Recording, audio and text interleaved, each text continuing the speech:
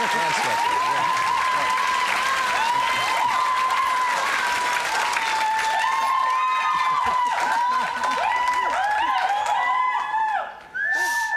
Settle down. Please. They don't want to hear you speak, you see. They probably like you to sing again, but, I mean, I know you can talk. And look at you. This is the filthy rich look. No, I was going to say, you could easily double for Sir Thomas More in that. Apart from that in the middle there. The Mercedes Benz, yeah, I know, well, Did you make that yourself? Oh, no, of course not. Look at it, it's terrific. You've gone into gold, obviously. Yeah. You've liquidized all your ashes and gone into Well, gold. this is all very cheap stuff. I mean, you know, what I try to do is wear things that, you know, my fans can copy, you know. I mean, I just wear junk. What was that? Tell me about this record. It's a slight change of pace for you, isn't it, from what you've been doing? Well, yeah, it's a sort of bluesy ballad, you know. It's, I suppose it's a Christmas record, if you like, you know. You're going for the Christmas charts? Well, you know, I just hope to have a hit, really. One way or the other. Well, the last time we chatted and the last time you sang on this show for me, you had a #1, didn't you? Yeah. Yeah. So maybe we'll do it again. I hope so. You look very well. You've put on a lot of weight, obviously. Yeah, I'm what you call an all-round entertainer. I mean that as a compliment. Because you have gone through your thin days, but you look... Yeah. I mean, is weight a problem with you? No, you know, as I said before, I'm an all-round entertainer, you know, I love it. Yeah. But I mean, you know, I've actually got a fat skeleton. Yeah. Yes, that's the truth. Yeah, no, that's my excuse as well. I mean, there were stories about you going off to a health club to slim down. No, I actually went there for my mental health. No, that could get really complicated. Yes, it is, yeah, no. No, I just went there for a rest, really, you know, from like all the sort of, you know, because I was working very hard earlier in the year. So I just went off to, it's a great place to go and have a rest, the Health Farm, you know, because you can just like, I mean, the sort of idea of being a slob is quite nice, isn't it, for a while? Oh, God, this is the story of my life. Do you have to watch what you eat a lot?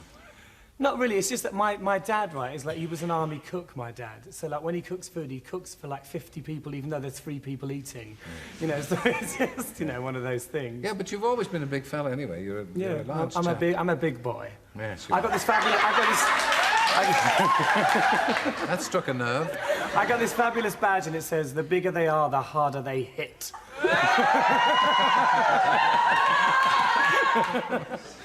Tell me, do you miss the old band at all? Or have you, the solo career, have you settled to that now? Well, you know, obviously you do get lonely, you know, because, I mean, when you've been in a band for like 4 years, I mean, it doesn't sound very long, but it's like a sort of, you know, weird marriage. And I do miss them, you know, but I still see the rest of Culture Club, despite what you read in the papers. I do see them and I'm very friendly with them and it's great, you know. And they're all doing their own things now, which is great. But I mean, I'm actually just about to go on a tour of Europe, so, you know, I'm sort of concentrating on my solo thing at the moment. That'll be one way to lose weight, anyway.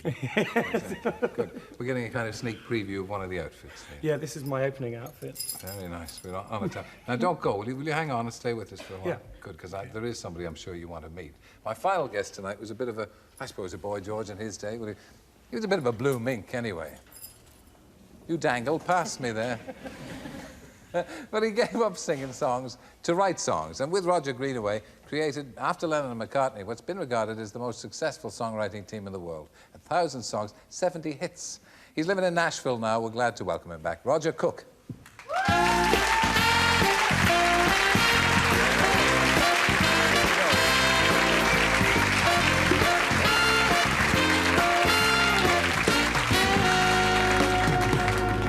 With the old little ukulele in your hand there. Actually, it means never wash a guitar.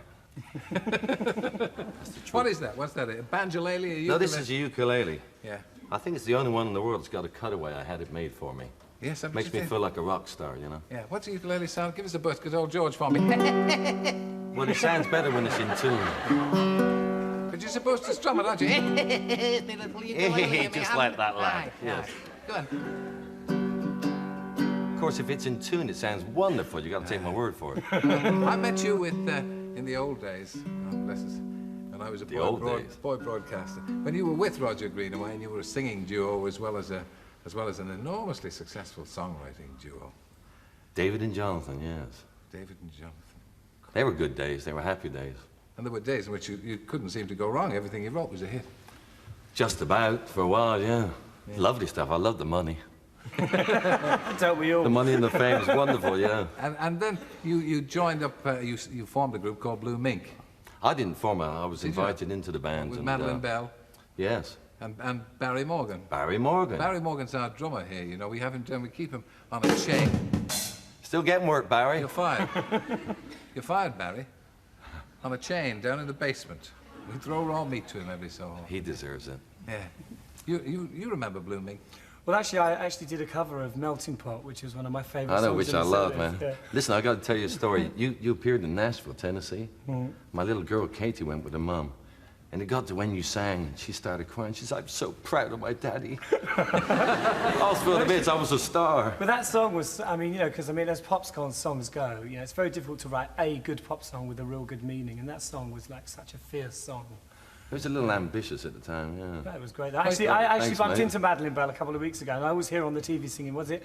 Cookability, that's the beauty That's of Madeline Bell, is it? It is, I'm sure it is, yeah. Yeah, that is Madeline.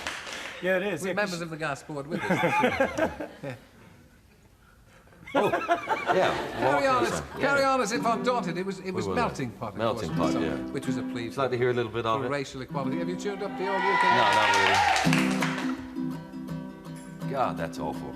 Never mind. Take a pinch. Oh, I'll get it in the right key. All right, Jim. Sorry, Harry. We got loads of time. Take a pinch of white man. Wrap it up in black skin. oh yeah. Then you add a touch of blue blood And a little bitty bit of red Indian boy. It's too high for me. Come on, Madeline. Too high for the ukulele. Yeah. Melting Pot. I think we've had enough of that. Were your favourite songs always the most successful, or did you have things that you thought, I wish that had been a hit because I loved it? I mean, had you any real idea what was going to be a hit and what wasn't? Fun enough at times you did, and at other times you didn't. I couldn't see the success of I'd Like to Teach the World to Sing, not in a million years. What, That turned out to be the biggest one, really, in a way. Well, yeah, and apparently they still sing that in American schools as it's a kind of school anthem. But you know what they do to it in America? This is the honest truth. They sing, Amazing Grace, how sweet the sound to save a wretch like me. Once I was... Whatever it was. But they sing the words of Amazing Grace to it. Thanks, mate.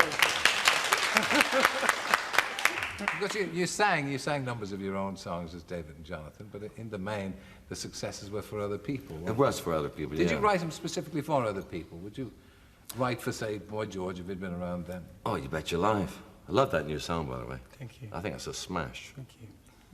I think probably everybody here agrees with you, but they're too Well, what I tend to do is I'll write a song, and then once I've got the song, if it reminds me of somebody in particular, any kind of artist, then I'll sit down and try and demo it that way. Yeah. That's what I did with Don Williams with a lot of success in America, you know. Yeah. But you gave it up, you see. You gave up the performing yourself. Why was that?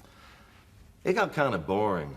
It really did. I had the family, and I wasn't seeing much of my family.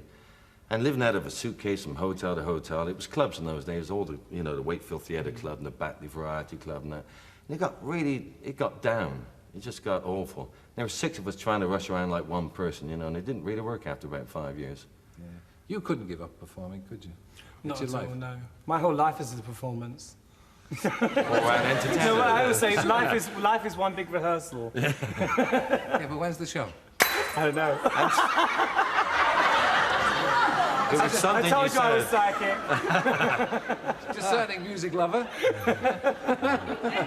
The ghost of old singers here. Making light of it, yeah.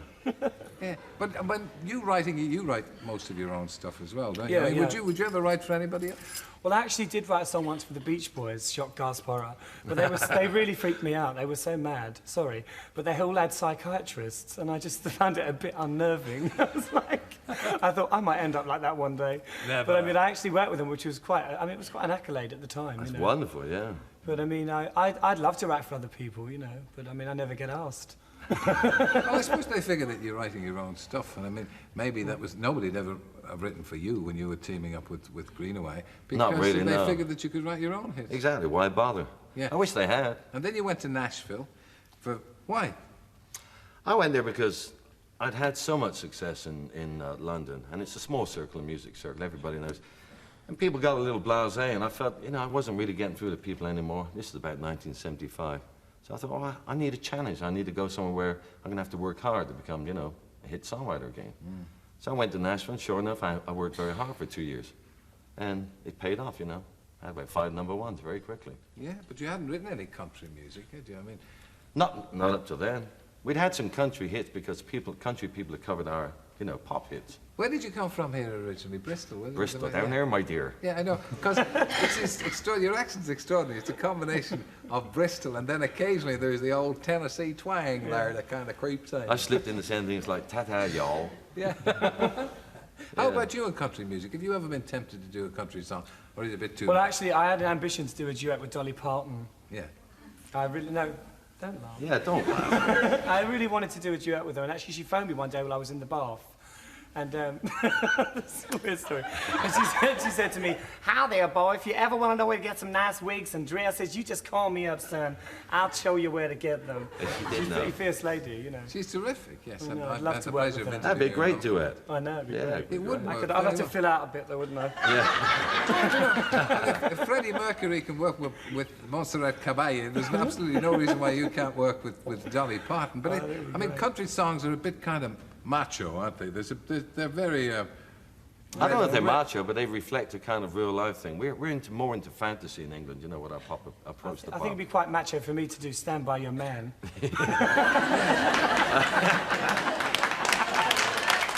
Well, yes. Or Blanket on the Ground. Yeah. Yeah. You look good in the cowboy hat, though, mate. I've got a Great. few. Big Stetson, yeah. I was thinking of you more in the Kenny Rogers songs. I mean, those are ladies' songs. You can't be singing like Billy Joe Spires and people like that. You Why want not? to be like Why Kenny ever not, Rogers. Terry? Why ever not? I see you as more butch, singing more butch songs. Oh, there's optimism then in the world. Stuff like if he... The song for him will be, if he breaks your heart, I'll break his nose. Yes, because it's the old motto. You see, the bigger you are, the harder you hit. Yeah, they have some great titles. Was that one about, you know, kicking Jesus over the goalpost Yeah, of drop love? kick me Jesus through the goalpost of life. Yeah. What a title. Kind of cute. Yeah. Roger, did you need to work again when you went to Nashville? You had it made, hadn't you? Why didn't you just find a quiet key? at Well, Bahamas 2 and divorces will make you get up and go out and work again. suppose it will, yeah. Every Divorce time. in America, let me tell you about it one day. That's a musical. Yeah. Are you rich enough to retire now? No, not at all. No. But you must have made millions. Yeah, I've got a few, Bob. Phew, Bob. Well, you haven't got enough to retire. Oh, I wouldn't want to retire anyway, because it's just, I mean, what would I do? You know, breed pigs? What about the art of songwriting? Do you think, I mean, we can't generalize about things like this, but do you think they're getting better or worse or about the same? I think they just change styles, that's all. I think some people are clever at copying other songs, because there's a lot of that in the charts at the moment. You hear things, you think, I've heard that before somewhere. I mean, you get a lot of that at the moment, you know. But I mean, you know, there's some great songwriters around. George Michael's a great songwriter. Would you like your songs, obviously you would like your songs to be remembered. In all modesty, honesty, do you think your songs will be remembered in years to come, or is our society just going to burn up things like that? I think the best ones will be remembered. Yeah, I think so. I think 20 years down the road, suddenly we'll cut them again, you know, and they'll be remembered. Yeah. You would like to have another go at Melting Pot, would you? It's in the wrong key for me. It is in the wrong key. I'm going to do it in another key. We'll do it in another key, all right. In the meantime, what we'll do is we'll say good night. Thank you all for joining us, and our thanks particularly to Boy George, Roger Cook, Charlton Heston, Roy Kinnear, everybody who joined us. Thank you for joining us. Leave us with Melting Pot, if you will. We'll do this in C this time. It should be E flat.